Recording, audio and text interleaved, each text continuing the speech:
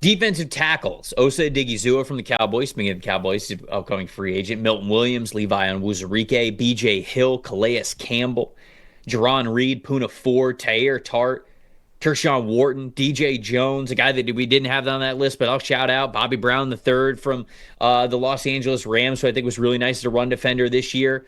Handful of guys, very notable players along the defensive line. It feels like you mentioned interior defensive line is one of the deepest group. I think that you said interior offensive line was one of the more deep groups that we have in free agency. I think interior defensive line is as well. Where are we starting here? Who do you want to shout out? You know, it's funny because when we were going through our team needs earlier this week for all 32, and the number of them that I was writing down, okay, they need some sort of run stopper up front, and there was probably 6 or 8 of them that I said, well, just go sign Poona Ford, because you know what? He had such a great year with the Chargers last year, his best grade since his rookie year.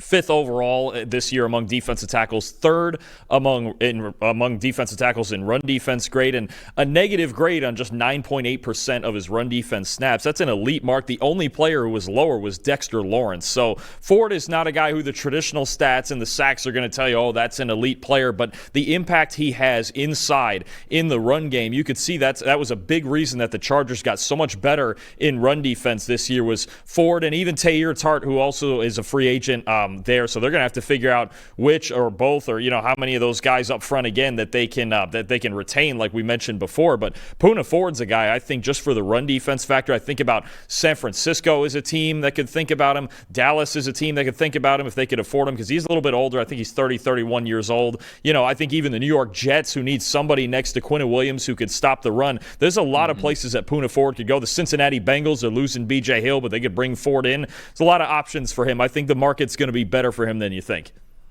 Calais Campbell is the guy who I look at in this group. Dude, he's going to be 39 years old next year, and I would still sign him. Like, I would still sign him and think that he's going to be a contributing member of the defensive line. With him being up there in age and almost 40, playing on the defensive line, but still playing pretty well, he's probably going to limit himself to just contenders, right? So I look at Buffalo, I look at maybe Washington, although they need more of edge. They've got the interior kind of worked out. But if you want to bring him in for the veteran presence, I think that you could do that. Potentially Philadelphia, if he wants to be part of that rotation there with the Philadelphia Eagles. I think that could make sense for them. Maybe the Green Bay Packers, maybe the Los Angeles Chargers. But Calais Campbell is somebody who I think is a very intriguing player because of how smart he is, how experienced he is, and how much he could really be that little bit of, extra push for a roster that's already almost there, and a veteran presence on that defensive line